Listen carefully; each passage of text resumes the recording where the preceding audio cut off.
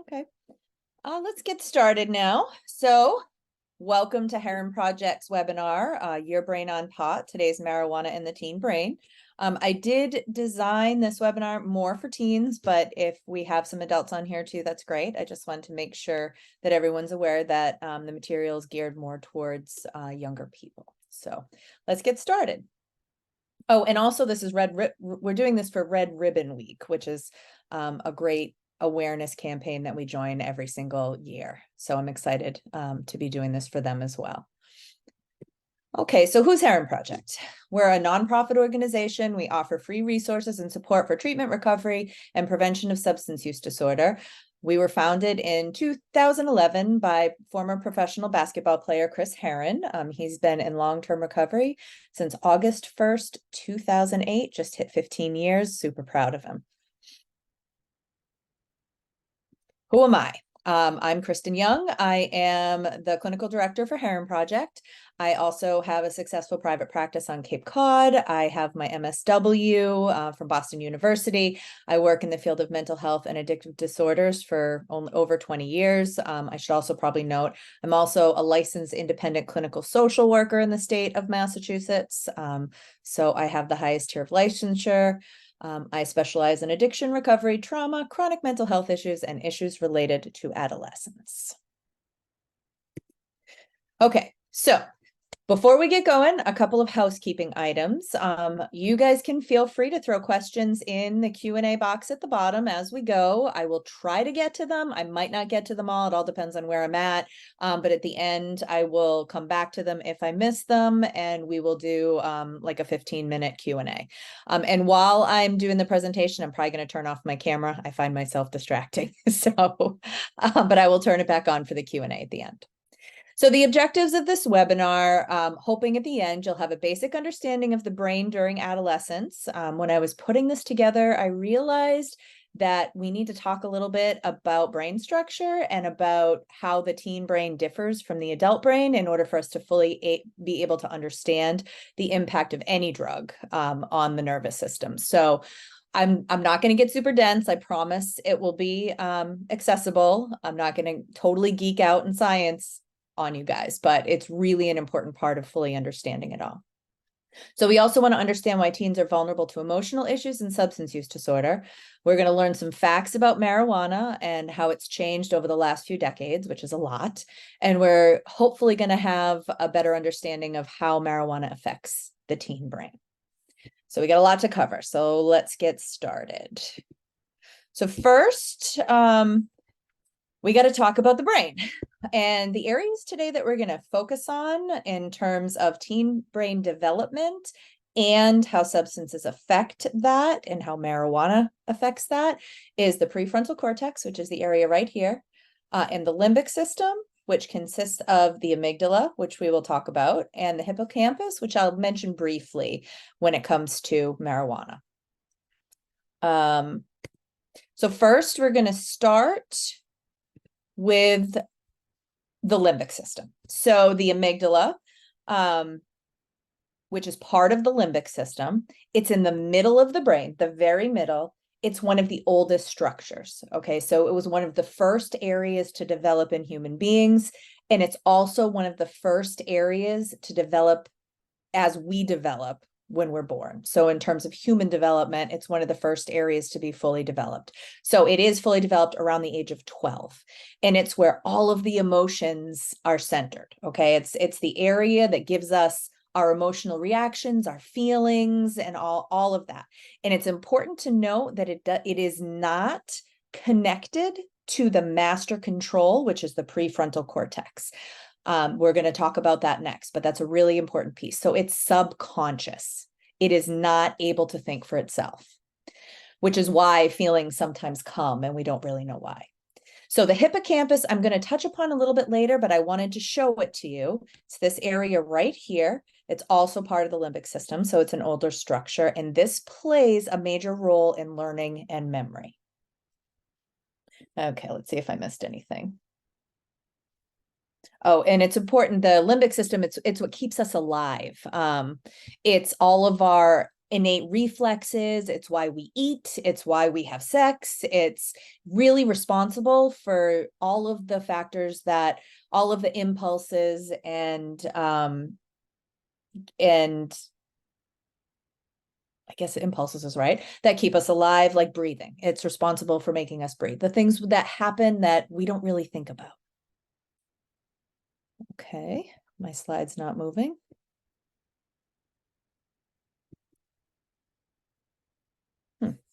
Not sure what's happening. There we go. Okay. So next we're going to talk about the prefrontal cortex. So let's remember that the limbic system is fully developed at age 12.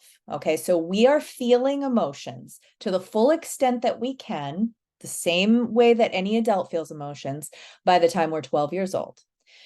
Now, the prefrontal cortex, it's not fully developed until we are around 25, is what they say. So that's the area of the brain that it manages everything. It's our master control, okay? It's what separates us out from other mammals. It's why we have higher levels of thinking and how we can, how we have consciousness. All of this is part of the prefrontal cortex, okay? It controls everything.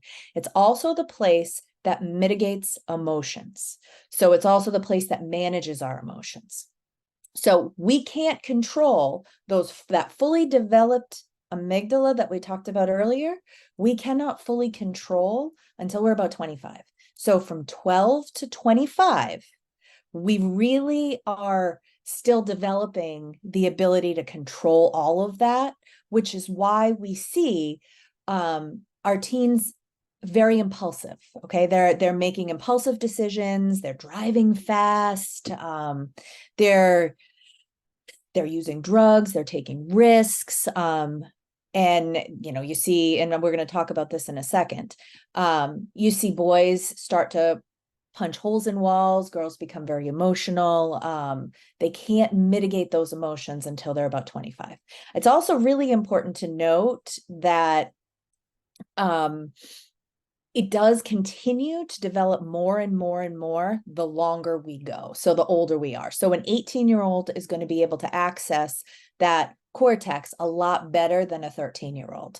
So it's not that, oh my gosh, it's over until they're 25. It's a slow and steady progress developmentally until we turn about 25. And I think a lot of us that are older, and some of you that are teenagers, you probably can relate to this, that when you look back at other ages, you can tell that this wasn't working as well as it might be today, right? When I look back and I think about how I was at 18, I definitely am able to make better choices and understand my emotions much better today than I could back then. So the next thing we're going to talk about for a second, I wasn't sure if I was going to add this in today, but I do think it's a really important part of talking about the teenage brain. Okay, so next we got hormones in the system.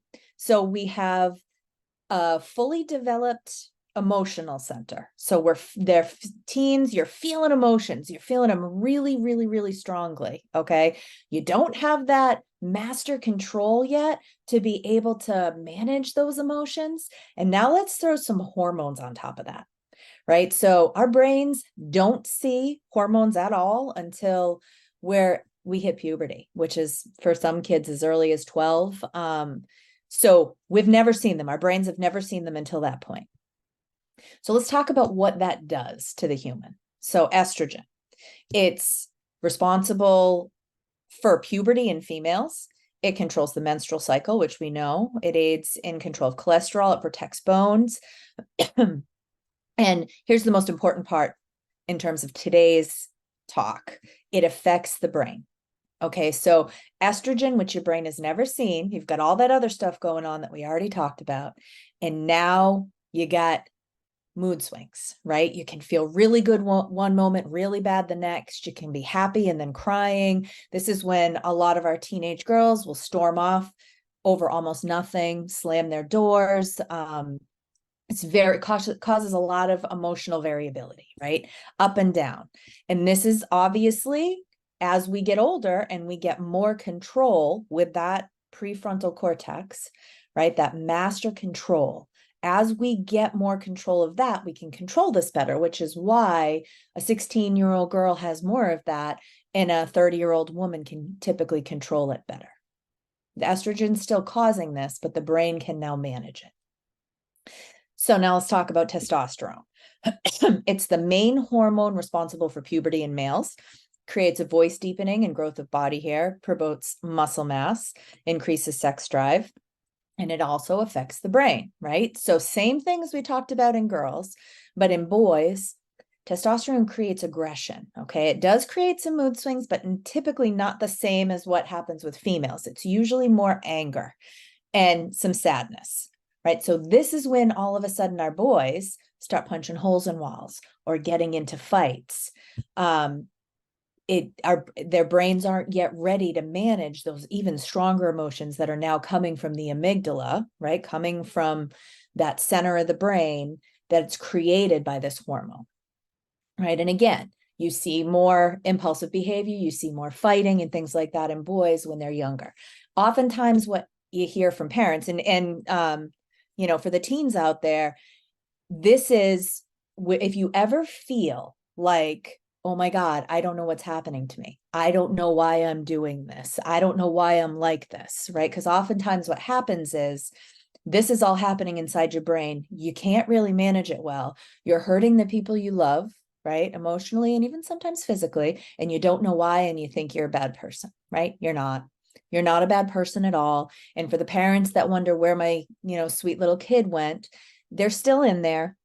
It's just a normal biological process that starts to happen when we hit puberty. And unfortunately, biology is that we don't have full control over this until we're almost 25, right? So I just want to let you know it's normal. You're not going crazy.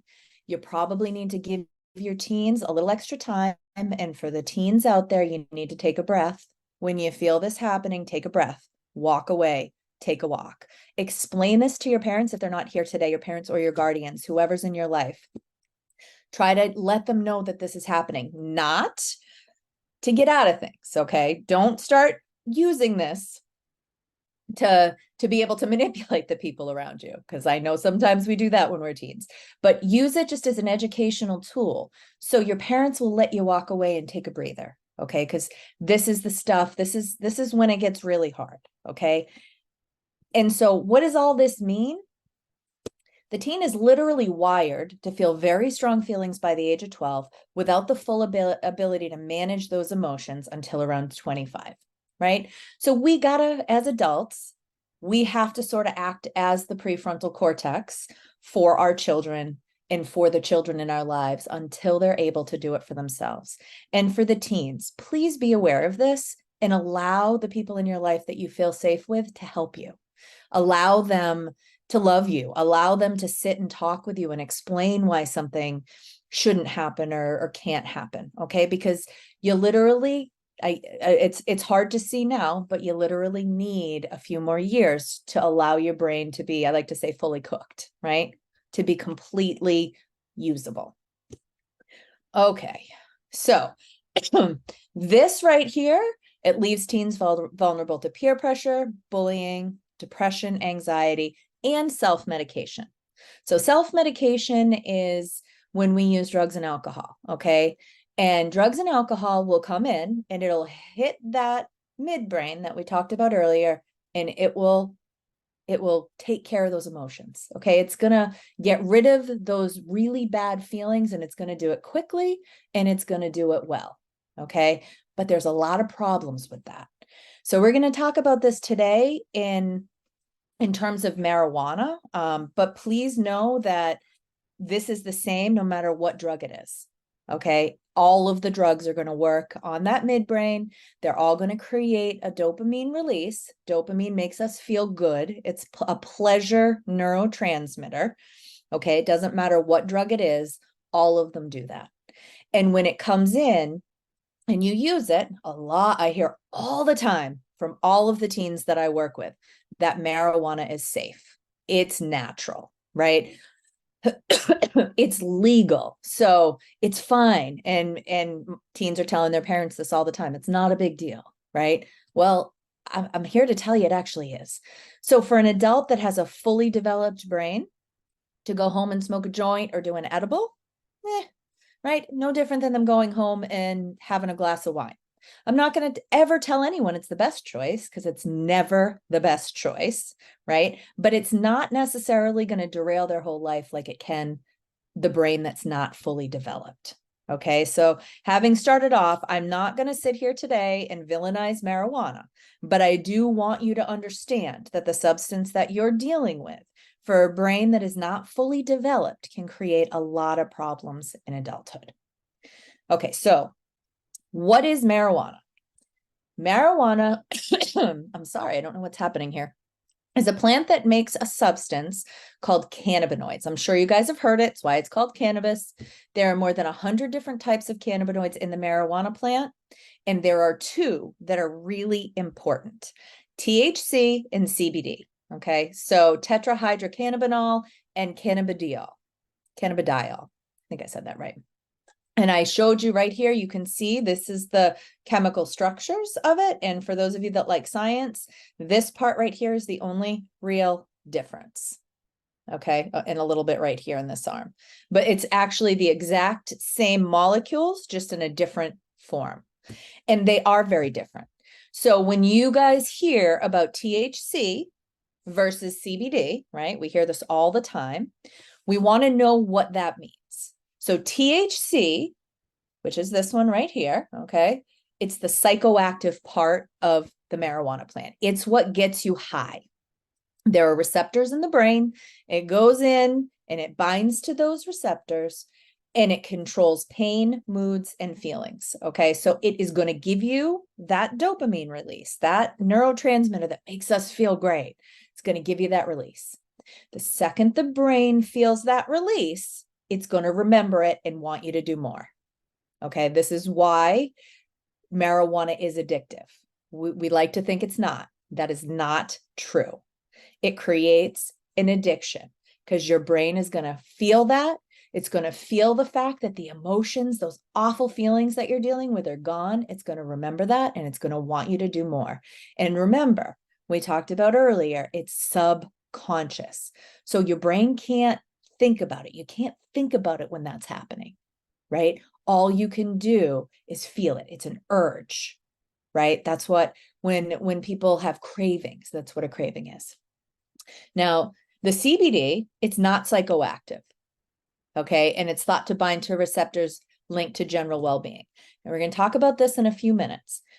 But the most important thing about marijuana is the percentage of THC to CBD. Not the most important, but one of the important factors. So the CBD actually helps reduce the potency of THC. Okay, so keep that in your head, because we're going to talk about that a little bit more in the future. And I also want to touch upon the fact here that there are 100 different types of cannabinoids. Okay, that there's a lot of different substances in the marijuana plant. These are just the two that are most important. Okay, so now we're going to talk about the potency. This is incredibly important, especially when we're talking about it being safe, quote unquote safe. It is not safe anymore. So the first human contact with marijuana was about 12,000 years ago. I believe there was some found in an Egyptian tomb with an Egyptian king at one point. The THC content was about 0.03%. That's tiny. It was almost of THC that was almost not psychoactive at all. So the early strains of marijuana had less than 1% of THC. So think about that. And I don't know if you guys know what they are today, but we're going to talk about that. So in 1995, when I was young and experimenting myself, 4% THC, right there, 4%. And there was about 0.28% CBD. So remember what we said, what I said earlier about how much CBD versus THC versus CBD is really important. So it reduces the potency. So in 1995, 4% to 0.28%. And remember, 12,000 years ago, 1%. So it's getting stronger, but still not super potent.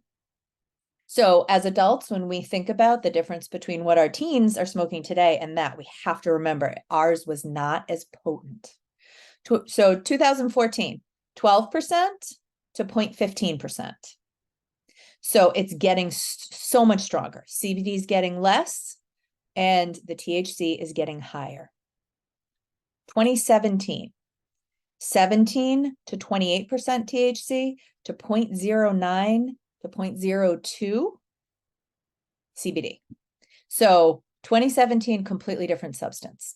I couldn't find a super accurate number for today that I had actual study to back up. That's why I don't have the most recent number, but some of the numbers that I found in 2022 can be upwards. The average is about 30% to 40%, 30 to 50%, I think, of THC. And I couldn't get an accurate number of the CBD, but even that is insane. So that's a lot of THC. It is not the same drug. So for you teens that are telling your parents, you did it, it's not that big a deal. It's safe. It's legal. I want you to look at this because dose is incredibly important. It is not the same drug anymore. The other important thing to point out is that THC products, oil, shatter, dab, and a lot of the edibles out there can be upwards of 95% THC with almost zero CBD. So now we're talking about an extremely psychoactive substance that creates a lot of changes in the brain. It's going to create a really intense high. It can create psychosis, which we're going to talk about in a second. And teens are way more vulnerable to this. I also think it's really important to talk about the studies, because what I hear often from both teens and adults, and there's a lot of studies that support this, so I'm by no means saying medicinal marijuana is a bad thing, because I do think that marijuana can be very helpful for a lot of things that we struggle. Okay, so I apologize. Where we left off, we were talking about potency. So we were talking about, I think I was talking about how the studies, most of the studies used a 1.5 to 4% THC, and it's not the same drug today that it was years ago. Okay, so now we're going to talk about what system this marijuana works on in the brain. It's called the endocannabinoid system. And I really can't stress enough that we're still learning. So we really don't know that much about exactly what it's affecting. The brain, deep oceans, outer space, they're all things we're still trying to figure out. So I often like to joke that one of the things that human beings have the hardest time figuring out is ourselves.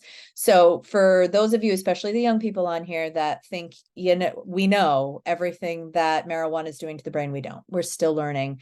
It wasn't really studied for many years due to its classification in the legal system. So it being illegal, there wasn't a lot of federal funds that were going towards marijuana. So we're just really starting to study it. And it wasn't studied at all on the teen brain until very, very recently. So endocannabinoid system. It's one of the systems, and you see this in bold here because I think it's the most important that we talk about when we're talking about young people and marijuana. Neuronal development. So when you are developing, your brain is developing super fast when we're little, right? It's like, you can think of it almost like the wiring in a wall.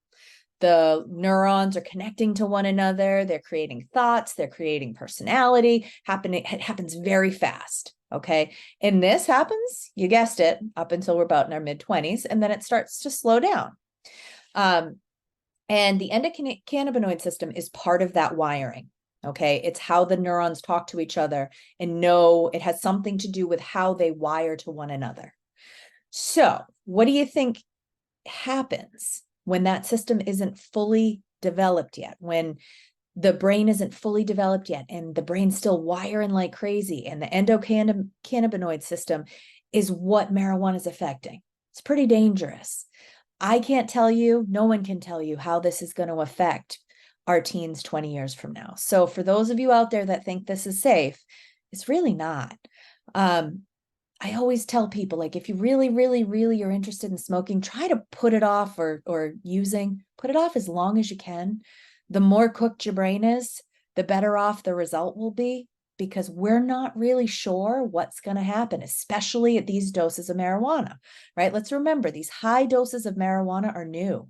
We don't even know. We have no idea what our teenagers are going to look like 20 years from now based on using this high dose of marijuana. Now, what we do know, if any of you out there are freaking out right now because you've been using marijuana products and you're afraid that you've ruined your brain forever, the brain, especially when we're young, it can fix itself. So your best bet is to cut back, pull back on it, because you want to give your brain the best chance of being able to rewire and wire correctly. Because look at all the stuff that this affects. Memory. I spoke about the hippocampus earlier in terms of the limbic system. That is the area that manages memory. So what do you think marijuana does? It affects that area because it's affecting the limbic system. So it really affects our ability to remember and to make new memories.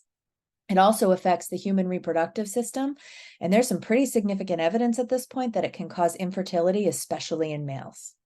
So this is something, if you want to have kids in the future, you got to really think about, because a lot of people don't know that it can affect our ability to reproduce. It affects the stress response pathway, right? So think about what we were talking about earlier, those emotions in that midbrain that teens are feeling really, really strongly. And then marijuana can come in and create that dopamine release that makes those feelings go away. Do you think your cortex, that isn't even fully developed yet, but it's when your cortex is developing and learning how to do this, if you don't have any of those emotions, the cortex doesn't learn how to manage that stress, right? So if you decide at some point, if you've been smoking as a teenager and using these products, if you decide at some point that you want to stop, your brain hasn't developed the ability to manage that stress without the drug. So it's going to be really, really hard to stop, because those feelings are going to come back really strong and your cortex hasn't learned how to manage them. So you're setting yourself up for a lot of pain in the future. You're really setting yourself up to have a very difficult time living without this drug. So it also manages pain, which can be really, really helpful. But same thing we talked about before, you're not allowing your nervous system to learn how to naturally regulate pain, especially if you're using very young. So what do you think is going to happen when you're older if you don't want to do this forever, or when a lot of the consequences start to come? It's going to be really hard to overcome. It affects obesity, it affects mood, it affects the sleep-wake cycle, it affects hunger, it affects organ systems such as cardiovascular, gastrointestinal, which is your belly, skeletal muscle, hepatic, which is your kidneys, and urologic, which is where you pee. It affects all of that. And I also really want to stress here that a lot of the things that it helps with, like anxiety, depression, it also increases. So it might make you feel good while you're high on the drug. The anxiety will go away, but once the drug's not there, the anxiety feels worse. The depression feels worse. So you're constantly almost in a tailspin. The only way you can remove those feelings is by using the drug. So you have to, as time goes on, you have to be high more and more and more. And you're going to need more and more and more of the drug in order to get that. Higher and higher potencies, right? So this is why when people walk around saying marijuana isn't addictive, all you're talking about is the physical addiction, okay? There isn't really it's not like heroin. Your body becomes physically addicted to it, but it is incredibly psychologically, neurologically addictive. And people do have a lot of side effects when they try to stop. It's the things we were just talking about. Increased sensitivity to pain, the inability to manage emotions. So anxiety, depression, all of those things feel much worse. You don't have a lot of coping skills. The other interesting part about this is that marijuana we used to use for stomach issues, right? Especially when people are in chemotherapy or whatnot. But now we're finding that it actually causes stomach problems when you're using high potencies and you're using it frequently. So it will cause people won't be able to keep food down and they can't stop getting sick. And that doesn't always completely rectify when you stop using the product, when you stop using the drug. So you can actually create more stomach problems. You can create more anxiety. So this drug is actually pretty dangerous, especially for our young people, especially at these concentrations. Okay, so the brain, right? Let's go back to this. I want to kind of put it all together for you guys. So you got this, the teenagers have this prefrontal cortex, which is right here where my cursor is, that is not fully developed. The master control, okay, that it controls all of your impulses. It's your ability to critically think and solve problems, not fully developed until you're about 25. I know I've said that 1,000 times, but I can't drive that home more. You've got the amygdala, which is right here, these two little round circles on either side. The brain has two hemispheres, two sides. It's got one on either side. And that is all your emotional center, okay? It's what creates the emotions. And then you also have the hippocampus here, right? That's learning and memory. So the amygdala is fully developed by age 12, prefrontal cortex, age 25. I'm going to continue to say that and probably annoy you, but it's true. All the teens I work with, I remind them of this all the time.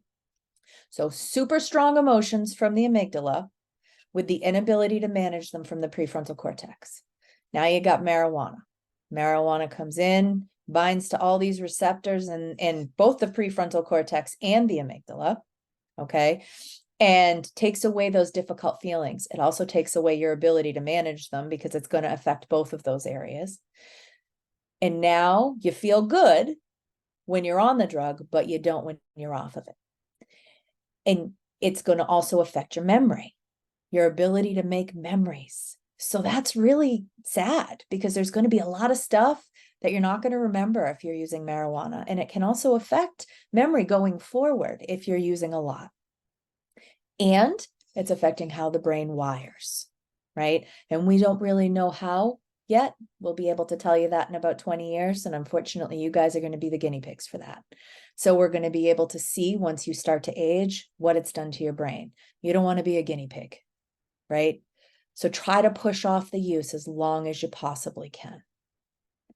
Okay, so important facts. These are the things that I want to make sure that you guys understand. And I'd love to get some questions. I've kind of flew through this. I went a lot faster than I thought I did. So please, if you have questions about anything that I've said or anything else, please throw them out there to me. Important facts. Today's marijuana is about 8 times stronger than 30 years ago, okay? Which has led to more mental health issues such as depression, anxiety, and psychosis, especially for teens. Psychosis. Psychosis is basically the main component of schizophrenia.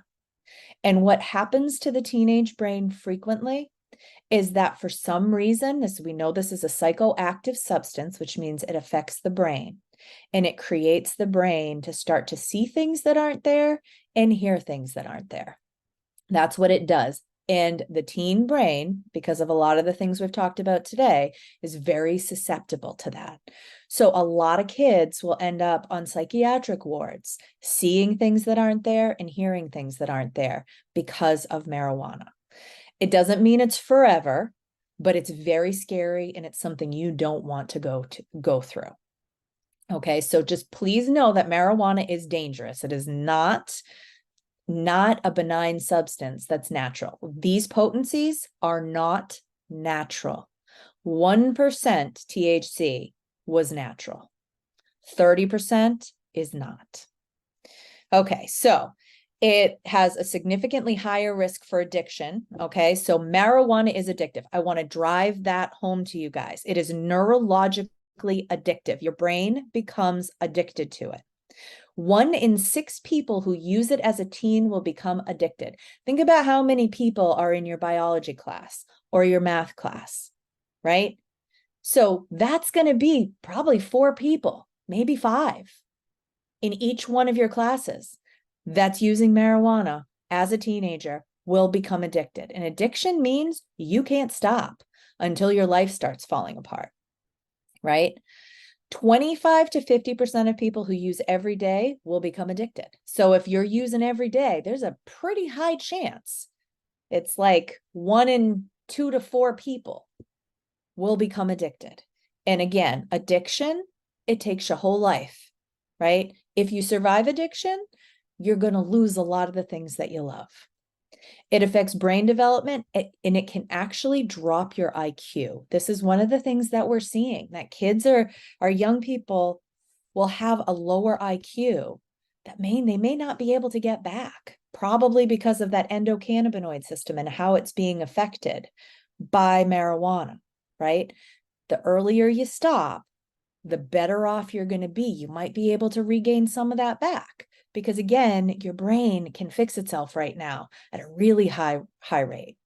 But as a teenager, you are way more susceptible to drops in IQ and to mental health issues. And here's another one. Students who use marijuana are less likely to graduate high school, right? Like, that's sad.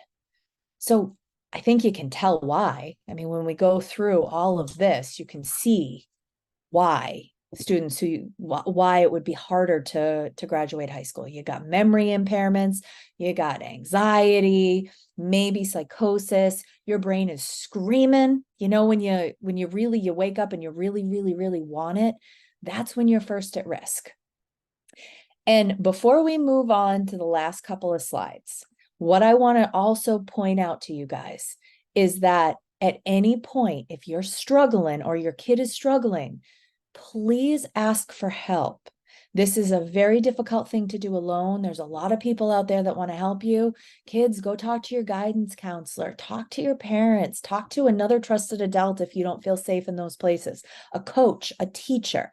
Have a conversation. Let them know you're struggling. I know it's scary. Will people judge you? Probably. But wouldn't you rather be judged for asking for help before you start to lose a lot of the things that you love, rather than wait and be judged for all the awful things that happen, right? So please ask for help. It's the best possible thing you can do. And I see some questions are coming in. I'm going to get to them in 1 second. I'm excited to see them. We'll just finish this up. These are my references. This is what I use to get a lot of the statistics out there. National Institute on Drug Abuse, great place for information. National Academy of Science and Engineering and Medicine. An article called The History of Cannabis and the Endocannabinoid System, and another article called The Problem with the Current High Potency THC from the Perspective of an Addiction Psychiatrist. So those are my references. Here's another one. Great book, you guys. Great book. I mean, it's really written more for parents, but I think the average teen can get a lot from it too. Very accessible.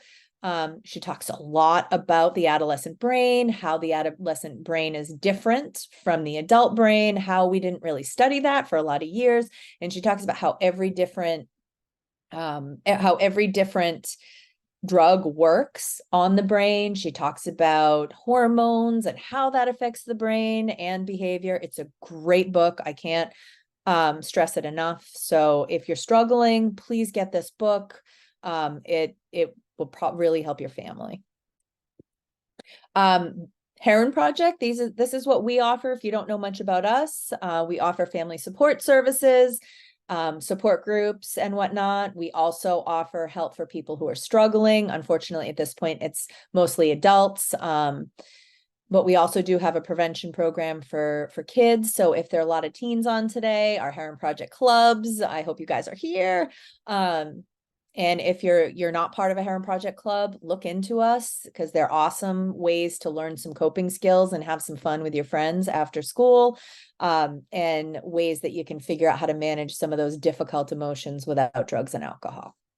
We also offer 15-minute phone consultations with licensed clinicians.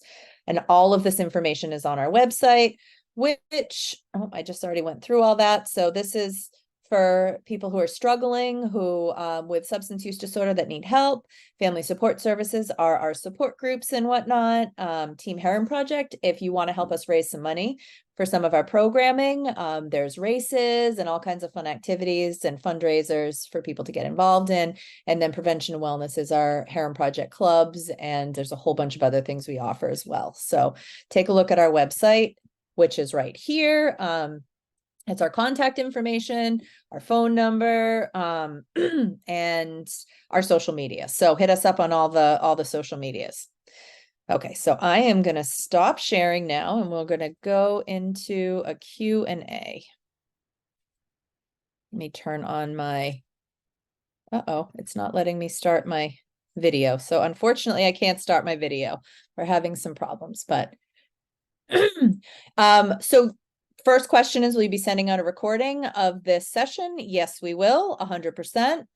It should be ready, I would say, in the next few days. It will be up on all of our social media, and we will send it out to all the people who registered today. Can you send us the PowerPoint from this presentation? Yes. Can I put out, let's see, I'm going to put in the chat, see if I can send it to everyone. No, it's not going to let me. So my email address, I should have put it up there, is Kristin, Kristin, at heronproject.org, HERREN project.org. You can find all my information on the website. If you would like the slides for this, just email me and I'm happy to send them out. Next question. Now that the drug is legal, is there considerable federal funding coming down the pipeline for further research? Yes and no. There's definitely more federal funding going towards research, but the problem is a lot of the research has stalled, and that's because it's kind of a moneymaker now. So they don't really need to research it as much as we used to. So it's already a big hit in our culture, which is really sad. So there's not as much research as I think we would like. And there's actually, it's not federally legal yet, unfortunately. It is legal in many states. So basically the federal government's kind of left it up to the states to decide. So there still isn't a lot of funding that's going towards this. We definitely need it. Can we get your contact information? I just sent that out. I would like to better understand the relationship between the amygdala and the prefrontal cortex and the harm done by high potency THC. Thank you for your question, Vincent. There's a lot of information out there. So if you just Google that, you're going to get PowerPoint presentations and YouTube videos and all kinds of stuff on it. There needs to be more research on that as well. But there are definitely some leading neuroscientists out there that are better able to explain it than I am. So the amygdala and the prefrontal cortex do not directly communicate. Okay, so basically what that means is when the feelings come, right, the prefrontal cortex isn't necessarily involved, especially right away. And sometimes in the beginning, it takes a long time. So most of the time, and this is one of the problems for teenagers, is we have to face some consequences before the prefrontal cortex is going to go, oh crap, I don't know if this is working.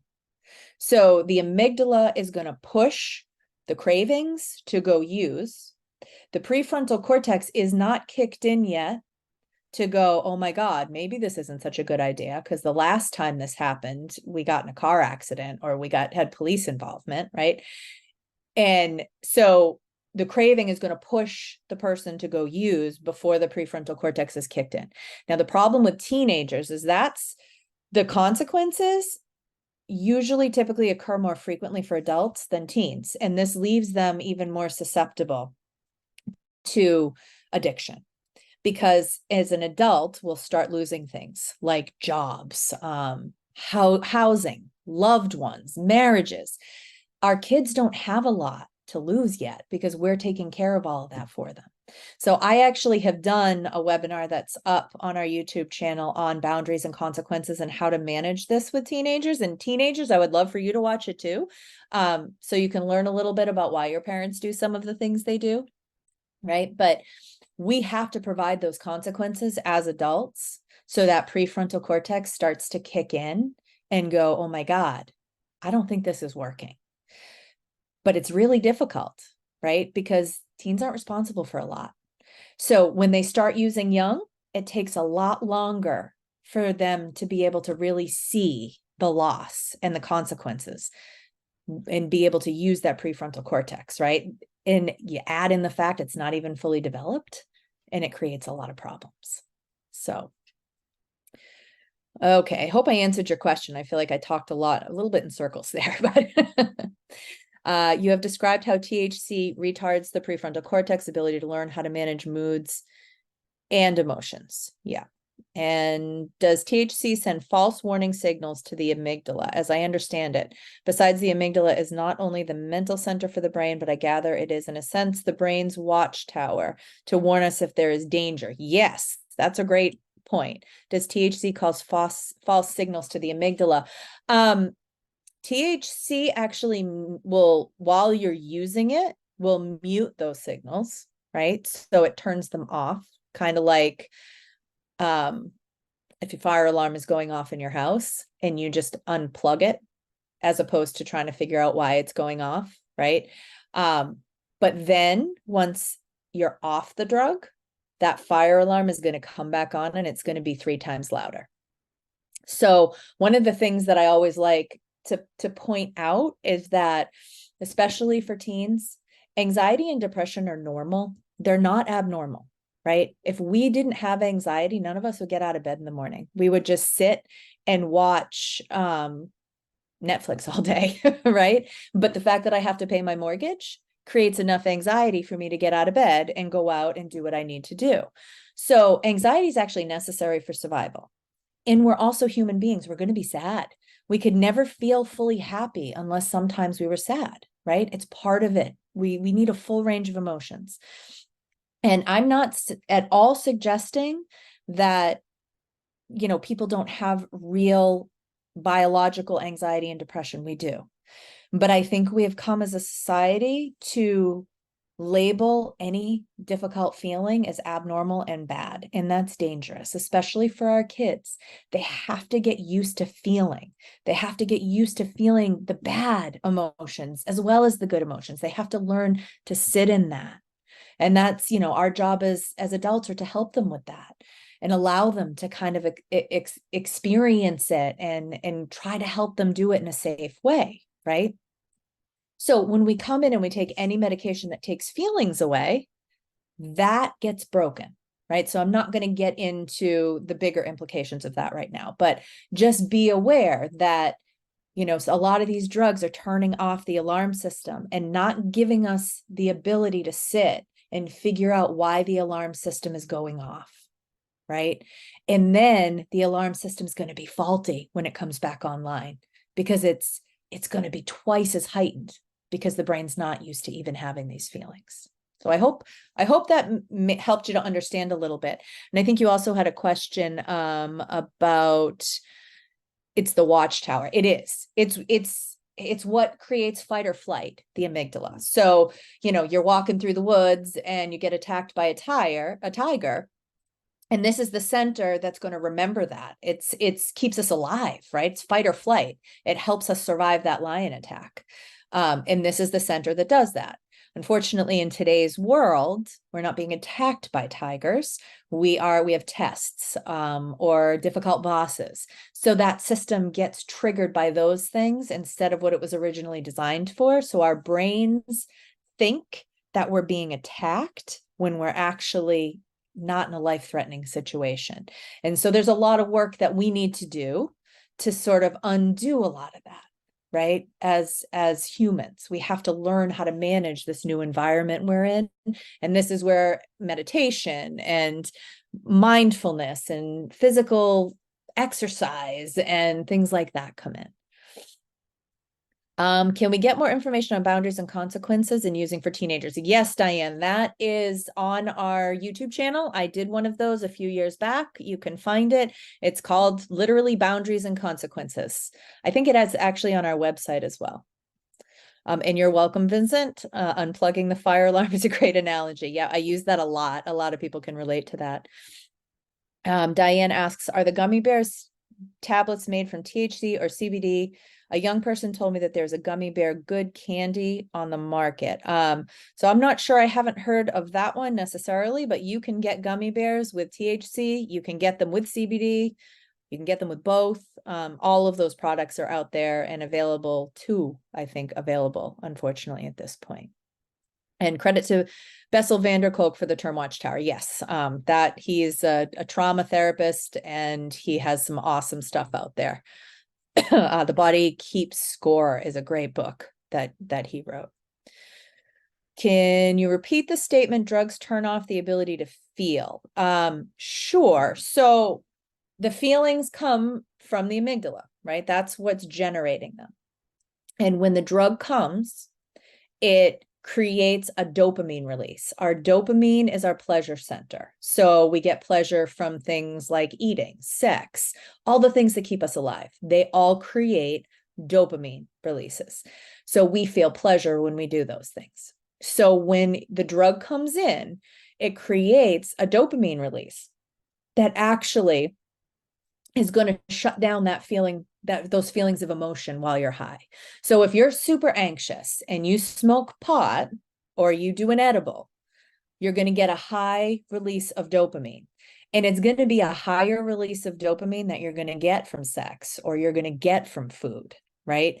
So you're really going to shut down your ability to, it's going to turn off that anxiety while you're high, right? But then the drug wears off and all of a sudden you're super anxious because you don't know how to manage that anxiety that was previously there without the drug. I hope that clarified it for you. And what are my thoughts on teens' use for CBD? It's not psychoactive, so I would say it's definitely a lot safer than THC. I don't know that I am an authority on that at all. So I would definitely encourage you all to do your own research on CBD because I think we're still learning about all of this, but it's not psychoactive. So it does not create that dopamine release. We know it binds to receptors associated with wellness, so it can reduce anxiety in other ways. What those ways are neurologically, I have not studied in depth, so I can't really tell you that. I'm sure there's information out there on it, but it does also work on the endocannabinoid system. So how that affects brain wiring, I'm not really sure we know. So I think it's, I don't know that there's a super clear answer on that yet. I think that still probably needs to be studied more exactly how that would affect. But at this point, what we're seeing is that it doesn't create a lot of the issues that are associated with THC. And it actually can help the THC become less dangerous or less psychoactive. So I think I got to all your questions and I appreciate the questions so much. And again, I apologize for losing my internet halfway through. That was embarrassing and not fun. So, well, I hope you guys enjoyed today's webinar and feel free to reach out to me. Again, my email address is Kristin@heronproject.org. If you have any questions or would like my slides, I'm happy to share them. This webinar will be up on our social media within the next few days. You should all also receive a recording of it. And you guys have been great. And I hope to see you all again soon. I'm sure I'll be doing another one of these in the next few months. So thank you very much.